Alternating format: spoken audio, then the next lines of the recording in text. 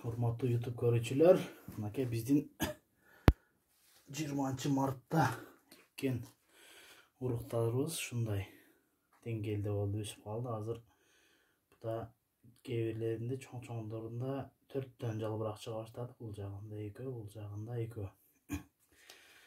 Общий 5. Отоке эккен элек 5-өнөн 4-өнөн чыкты. Кээ бирине мындай болуп аз-аздан чыкты. Бул бальзамин деген гүлүбүз. Будан азыраак чыкты дагы. Мына жерде турпак каттык болгонго чыга албай атышабы, катып ошол жерден туруп калды. Мына жерде дагы 1, 2, 3, 4, 5 бар. Будан примерно 14 түштүк чыгат, бирок будан көп эгилген эле, мындай жөөк болуп эгилген гүл. Мурунку эски видеодон көрсөңөр болот. Ал эң жакшы чыкканы болсо бул ушу синяя гүлү чыксы, синяя. Андан башка дагы петуния гүлү чыкты. Сальвия гүлү чыкты. Петуния гүлү жакшы чыкты, буга окшоп bundan да көп чыкты. Аны дагы кийинки видеолордо көрсөтөбүз. Так, сальвия гүлү болсо, ал дагы азыраак чыкты. 5 штуктай эле чыкты, ага да көбүрөөк экенбиз. Ал аралашма гүл болгон үчүнбү, кээ бирлери бири эртерээк чыгат экен, кээ биркилери түрлөрү кечирээк чыга турган уруктарда болуп калышы мүмкүн экен. Ошону башын немесиненби деп ойлодум. Анан кийин бир гүлүбүз такыр чыга элек пока что. Катарантус деген гүлүбүз болду, ал уже чыкпайбы деп да ойлоп атам. Аны бир болсо кайра башкадан экен.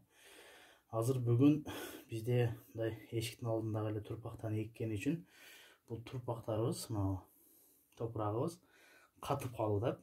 Мына өсүшүнө неме болуп атат да, тоскоол болуп атат. Ошого азыр дагы ошо эшиктен эле турпурактан алып келдим, бирок азыр буну мындай бардыгын бир кылып экпей, отдельный Ош базардан мындай күлөчкалар бар экен, стаканчикке окшогон ушундай күлөчүктерден сатып алып келдим. Андан 50 сомго 100 штук күлөңкө берет экен.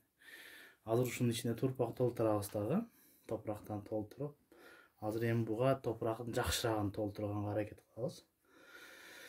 Анан бунун жакшысы дагы мындай аркасында тешиги бар экен. Сууну куйсаңыздар, аркасынан суусу агып турат экен. Анан бунун астында аркаларын тешип койбосо, бул гүлгө тоскоолдук болот экен өсүшүнө.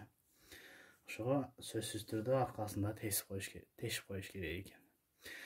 Так, анда эмесе азыр баштайбыз. Мына топурактан алып келип алдык, эшиктин алдындагы эле топурак.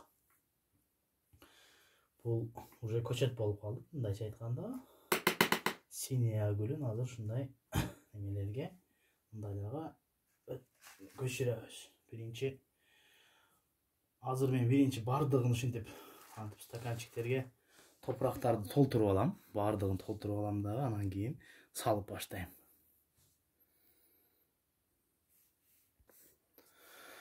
Так, мынакей буларды толтуруп алдык, кружкачаларыбызды. Бул кружкачаларыбыз мындай пластиковый кружка, мындай.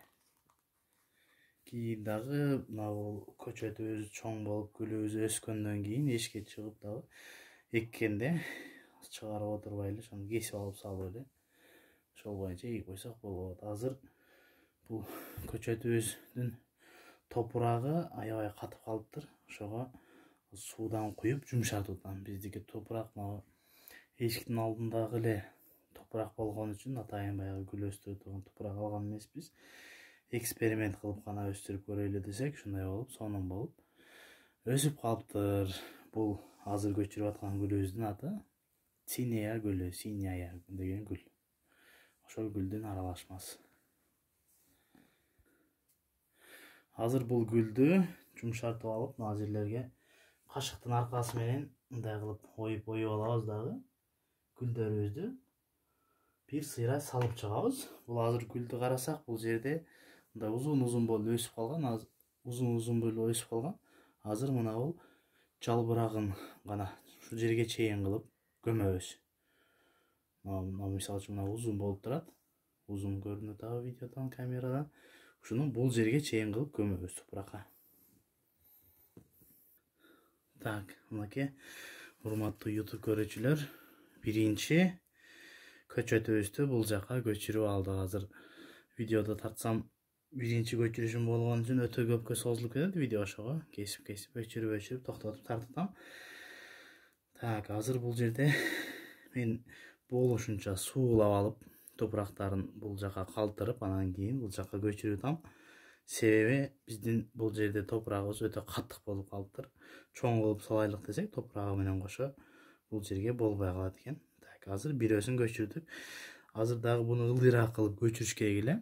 Болушунча мына жалбырак эле көрүнүп турса болот болчу. Ошондой кылып эксек, сабагы кийин өскөндө жоон болуп жакшы болот экен.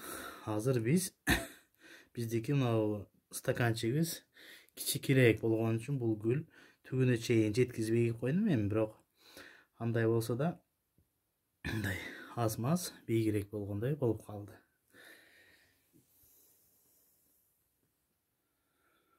Так, мынакей урматтуу YouTube көрүүчүлөр, көчөтүбүздү бул жака көчүрүп алдык. Кичинекей стаканчиктерге бизде дагы ушунча көчөтүбүз ашып калды. Азыр бул жерге общий 24 штук эктик.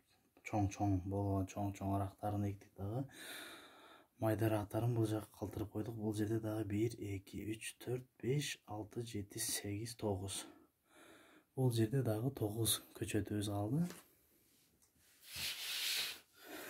Так, эми буну бир сыйра үстүртөн суулап коебуз. Аз-маз суу чачып коебуз. Мымдуулук болуш үчүн, гүлүбүз жакшыраак өсүш үчүн.